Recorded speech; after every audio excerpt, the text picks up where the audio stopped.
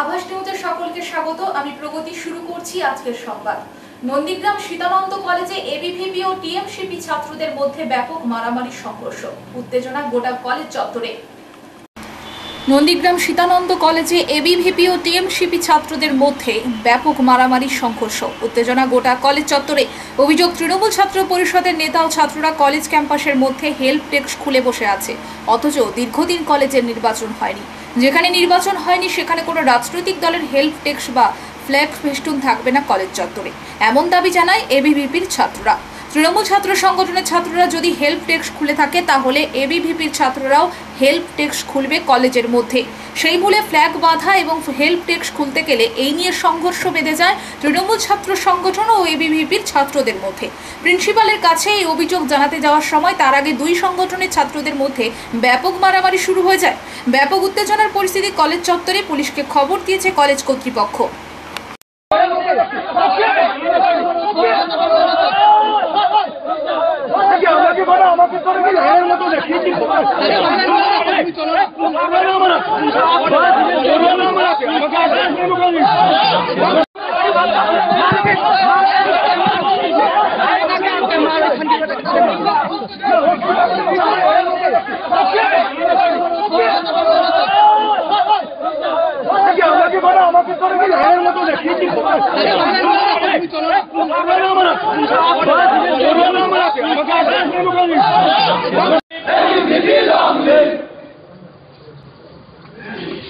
আচ্ছা, আমাদের যারা রানিং স্টুডেন্টস আছো আর আমাদের যারা নগর ইউনিটের আছো তারা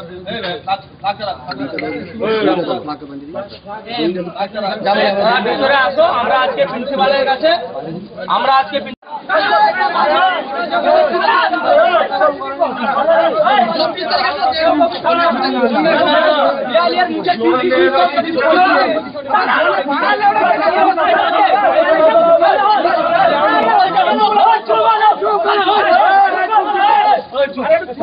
নন্দীগ্রাম সীতানন্দ কলেজে এসেছেন কি কারণে? আজকের আমাদের মূল দাবি প্রিন্সিপালের কাছে, স্যারের কাছে। দীর্ঘ কয়েক বছর ছাত্র নির্বাচন হয়নি, তাই সরকারি কোনো নিয়ম নেই যে কলেজের ভিতরে কোনো হেল্প ডেস্ক খোলা। তাই যারা কলেজের ভিতরে যে টিএমসিপি ছাত্র সংগঠন আছে এই মুহূর্তে বিনা প্রতিদ্বন্দ্বিতার পরেও, তাই যাতে ওরা না করতে পারে, ছাত্র সংগঠন পক্ষ থেকে হেল্প ডেস্ক না খুলতে পারে, তার জন্য আমরা প্রিন্সিপালের কাছে দাবি জানাতে এসেছি। যদি ওরা করে তার বিনিময়ে আমরাও কলেজের ভিতরে হেল্প ডেস্ক খুলব। এবং যেহেতু ছাত্র সংসদ নির্বাচন হয়নি, তাই কলেজে কোনো রকম প্লাগ এখানে থাকার উচিত নয়। আমরাও লাগিয়ে দিয়ে গেলাম, যদি খোলে তার ওদেরও খোলা করতে হবে, খুলতে হবে। ঝাড়গ্রাম জেলা পুলিশের বিরাট সাফল্য, তাদের উদ্ধার করা প্রায় 3000 মোবাইল ফোন ফিরিয়ে দেওয়া হলো প্রকৃত মালিকের হাতে। ঝাড়গ্রাম জেলা পুলিশের বিরাট সাফল্য, তাদের উদ্ধার করা প্রায় 3000 মোবাইল ফোন ফিরিয়ে দেওয়া হলো প্রকৃত মালিকের হাতে। সাধারণত মোবাইল ফোন চুরি গেলে, হারিয়ে গেলে আমরা তা পাওয়ার আশা ছেড়ে দিই, কিন্তু এখন পুলিশের সাইবার ক্রাইম বিভাগ অভিযোগ পেলেই তার খোঁজ শুরু করে এবং উদ্ধারও করে। ঝাড়গ্রাম জেলা পুলিশের প্রত্যর্পণ সহায়তার মাধ্যমে ঝাড়গ্রাম জেলা পুলিশ লাইনে হারিয়ে যাওয়া প্রায় 3000 মোবাইল ফোন ফেরত পেলেন ফোন হারিয়ে ফেলা বা চুরি যাওয়া গ্রাহকেরা। তাদের হাতে হারিয়ে যাওয়া বা চুরি হয়ে যাওয়া মোবাইল ফোন উদ্ধার করে তুলে দিলেন ঝাড়গ্রাম জেলা পুলিশের অ্যাডিশনাল এসপি গুলাম সারওয়ার। 5 বছর আগেই প্রকল্পটি চালু করে ঝাড়গ্রাম জেলা পুলিশ, সেই থেকেই প্রকল্পের সুবিধা পাচ্ছেন ঝাড়গ্রাম জেলার বাসিন্দারা। এবার প্রায় 3000 ফোন উদ্ধার করে জেলা পুলিশ, যার বাজার মূল্য প্রায় 4,72,00,000 টাকা। সেই সমস্ত ফোন ফেরত দিলেন ঝাড়গ্রামের অ্যাডিশনাল এসপি গুলাম সারওয়ার। সাথে উপস্থিত ছিলেন ঝাড়গ্রাম জেলার ডিএসপি হেডকোয়ার্টার সমীর অধিকারী, ডিএসপি সব্যসাচী ঘোষ। হারিয়ে যাওয়া বা চুরি হয়ে যাওয়া মোবাইল ফোন ফেরত পেয়ে খুশি মালিকরা। ঝাড়গ্রাম জেলা পুলিশের এই উদ্যোগকে তারা স্বাগত জানিয়েছেন।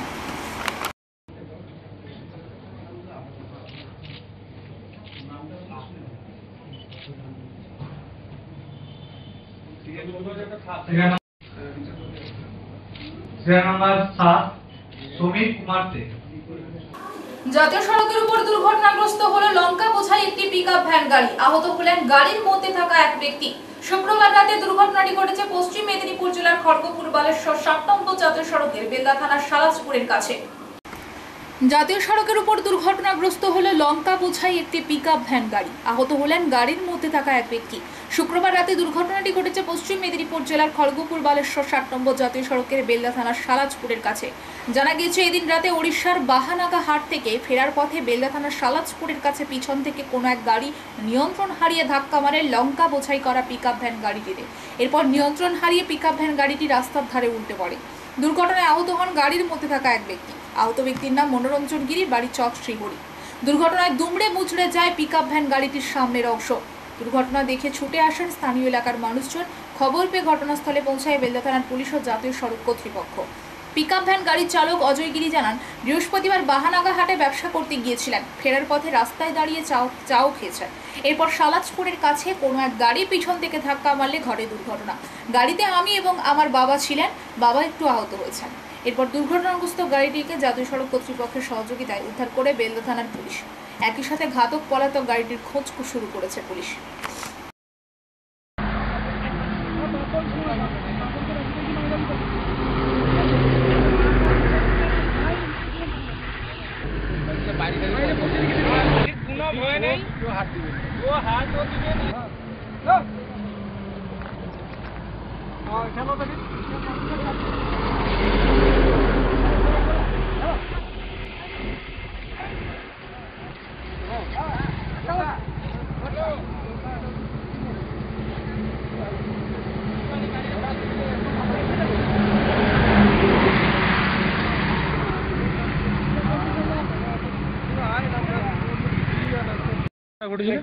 কিছুক্ষণ আগে একটা গাড়ি মাঝখান পিছন থেকে এসেছিল, বাহানাগা হাট গেছিল, লঙ্কা বিক্রি করতে গেছিল। গাড়ির মালিক সঙ্গে আসছে, মালও তারি। তো গাড়ির পিছন থেকে একটা পিকআপ ভ্যান এসে মেরে গাড়িটা পাল্টি করে দিয়েছে। এবার বর্তমানে একটু আঘাত লেগেছে ওই মালিকের, ছেলের কোনো কিছু হয়নি, গাড়িটা এইভাবে পড়ে আছে। কোথায় হয়েছে এটা? সালাদপুর স্ট্যান্ড। কি নাম আপনার? আমার নাম দুলাল শেখ। অপরদিকে এদিন ভোরে দাঁতনগামী একটি ডাম্পার গাড়ি নিয়ন্ত্রণ হারিয়ে জাতীয় সড়কের ধারে থাকা গাছ রেলিং ভেঙে দুর্ঘটনার কবলে পড়ে। দুর্ঘটনায় অল্পের জন্য প্রাণে রক্ষা পান গাড়ির মধ্যে থাকা চালক। গাড়ির চালক জানান, ভোরবেলা ঘুমের কারণেই ঘটে দুর্ঘটনা। দুর্ঘটনাটি ঘটেছে শনিবার ভোর নাগাদ খড়গপুর বালেশ্বর 60 নম্বর জাতীয় সড়কের বেলদা থানার বারবেলিয়ার কাছে।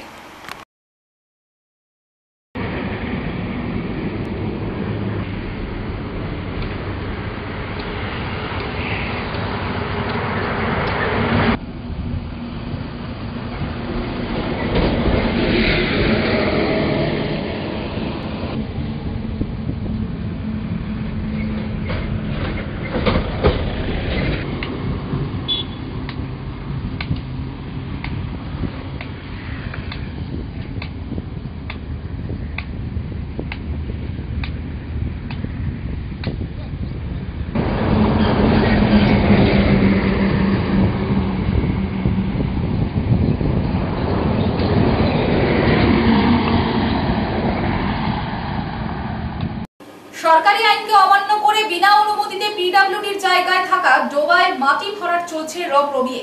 শুক্রবার দুপুর 12টায় এমনই অভিযোগ আনলেন খোদ ওয়ার্ড কাউন্সিলর ও পুরসভার চেয়ারম্যান। ঘটনাটি ঘটেছে পূর্ব মেদিনীপুর জেলার এগরা পুরসভার 1 নম্বর ওয়ার্ডে। সরকারি আইনকে অমান্য করে বিনা অনুমতিতে পিডব্লিউডির জায়গায় থাকা ডোবায় মাটি ভরাট চলছে রমরমিয়ে। শুক্রবার দুপুর 12টায় এমনই অভিযোগ আনলেন খোদ ওয়ার্ড কাউন্সিলর ও পুরসভার চেয়ারম্যান। ঘটনাটি ঘটেছে পূর্ব মেদিনীপুর জেলার এগরা পুরসভার 1 নম্বর ওয়ার্ডে। অভিযোগ, এগরা পুরসভার 1 নম্বর ওয়ার্ডের বাসিন্দা বাণীশঙ্কর দাস, ভবশঙ্কর দাস, বাসুদেব দাস সম্পূর্ণ বেআইনিভাবে প্রায় 10 থেকে 12 ডিসেম্বর জায়গা স্থানীয় পুরসভা ও পিডব্লিউডির অনুমতি না নিয়ে মাটি ভরাট করছে। এই বিষয়ে ওই পরিবারের লোকেদের কাছে জানতে চাইলে বলেন, আমরা কোনো বেআইনি কাজে করছি না, বাড়ির সামনে জল জমে যায় তাই মাটি ভরাট করে উঁচু করা হয়েছে। এগরা পুরসভার 1 নম্বর ওয়ার্ডের কাউন্সিলর সুরজ আলী অভিযোগ করেন, আমাদেরকে না জানিয়ে পিডব্লিউডি ডোবায় মাটি ভরাট করছেন ওই পরিবার। এগরা কাঁথি রাজ্য সড়কের সম্প্রসারণের কাজ চলছে, সেই মাটিও অবৈধভাবে নিয়ে এসে ডোবা ভরাট চলছে। আমরা চেয়ারম্যান, বিএলআরও, মহকুমা শাসককে বিষয়টি জানিয়েছি যাতে অবিলম্বে এই বেআইনি মাটি ভরাট বন্ধ হয়। এগরা পুরসভার পৌরপিতা স্বপন কুমার নায়ক জানিয়েছেন, নিজের জায়গায় মাটি ফেলার অনুমতি ছিল, পিডব্লিউডি জায়গার অনুমতি নেই। অভিযুক্তরা গায়ের জোরে এইসব কাজ করছে। পুরসভার পক্ষ থেকে ঊর্ধ্বতন দপ্তরে জানানো হবে। অভিযুক্তদের বিরুদ্ধে দ্রুত ব্যবস্থা নেওয়ার কথা জানিয়েছেন পৌরপিতা। এবার হাত দেখান, আপনিও হাত দেখান ওদিকে।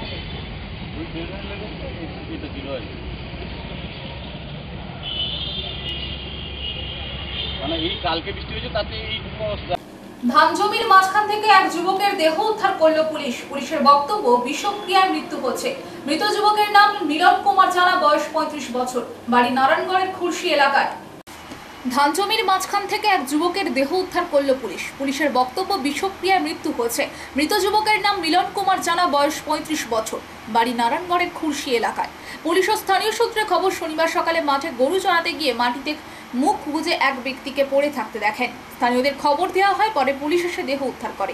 পরিবার সূত্রে খবর, শুক্রবার বিকেলে চিকিৎসক দেখাতে যাবেন বলে বাড়ি থেকে বেরিয়েছিলেন, তারপরে আর ফেরেননি। পরিবারের লোকজন খোঁজ করেও পাননি। পরিবার জানাচ্ছে, পারিবারিক কারণে বাবা মার সঙ্গে ঝগড়া হচ্ছিল যুবকের। স্থানীয়রা জানাচ্ছেন, কয়েকদিন ধরেই গোলমাল লেগেছিল পরিবারটিতে। তারপরেই শুক্রবার বিকেলে বাড়ি থেকে বেরিয়েছিলেন। এদিন সকালে দেহ উদ্ধার হয়। কীটনাশক খেয়ে আত্মহত্যা করেছেন বলে দাবি পুলিশ ও পরিবার সদস্যদের। যুবকের 14-8 বছরের 2 মেয়ে আছে।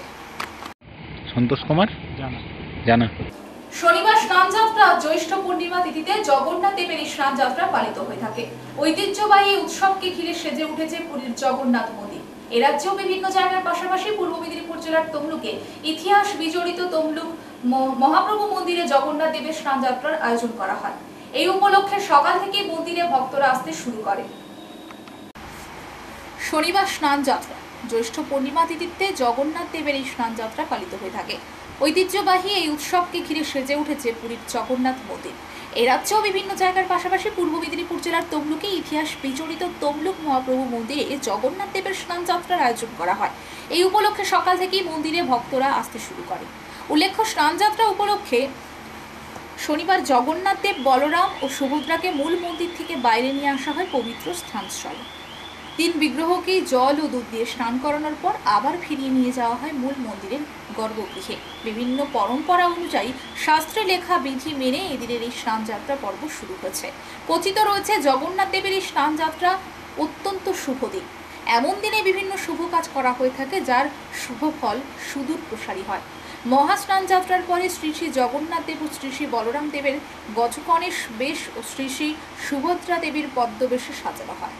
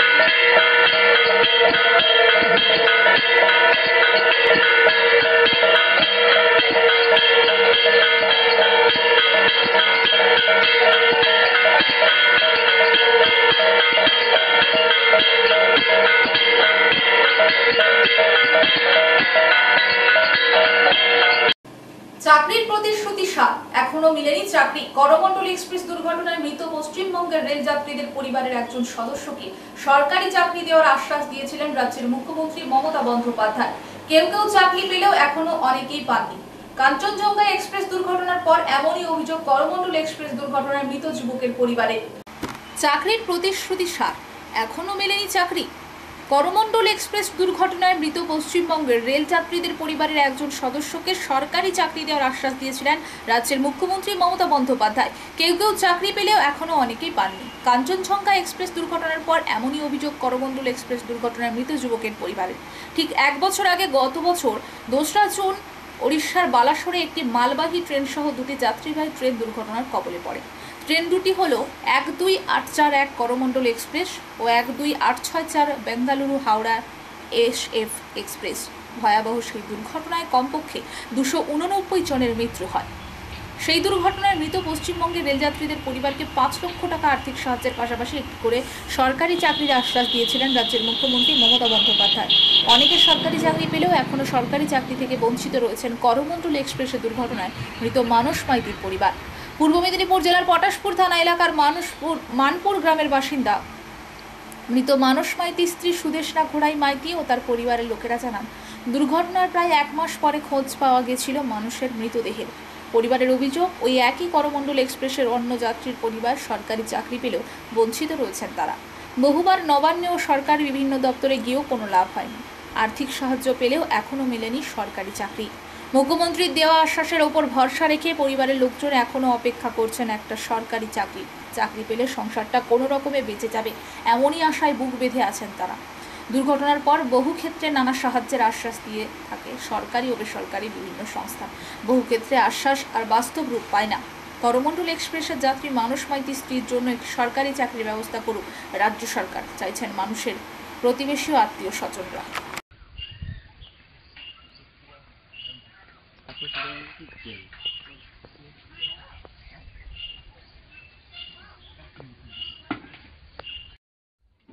দিদি, আপনার নাম?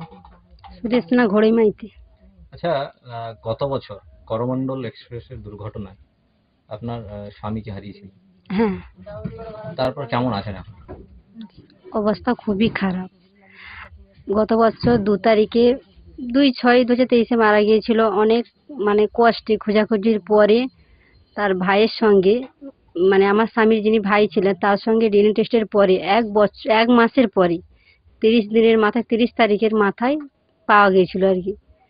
তারপর থেকে সেরকম আমাদের দুরবস্থা খুবই খারাপ। মা মেয়েতে থাকি সেরকম, আর তো সেরকম মাথার উপরে যে কেউ আছে যে আমাদেরকে চালাবে বা আমাদেরকে দেখবে সেরকম তো কেউ নেই।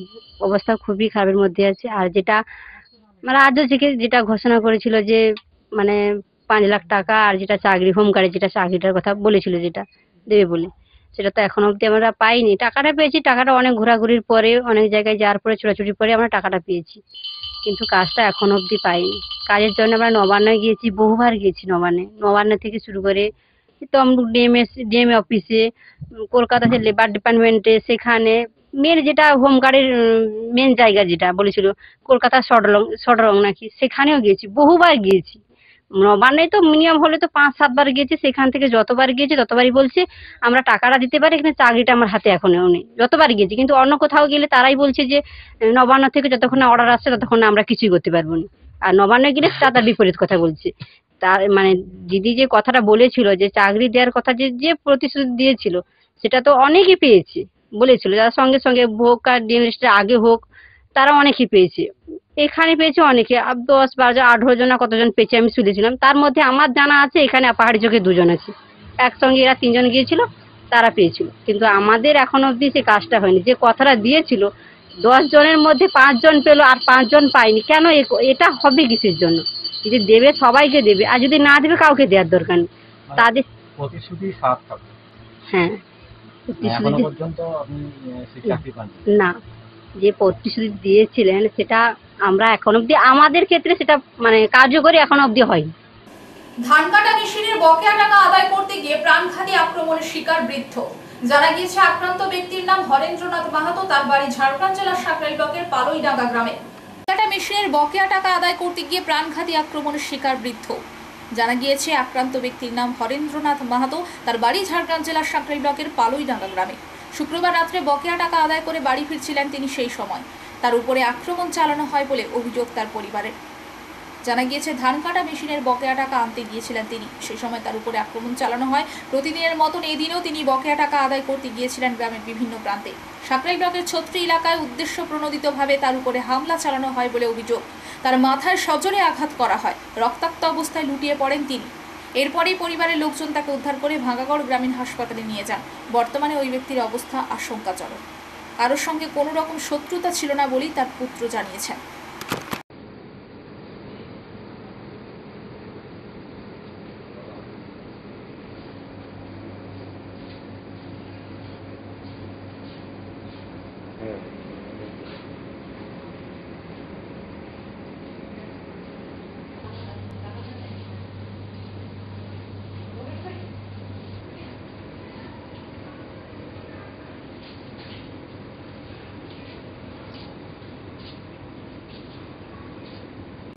সংবাদ এই পর্যন্ত। নমস্কার।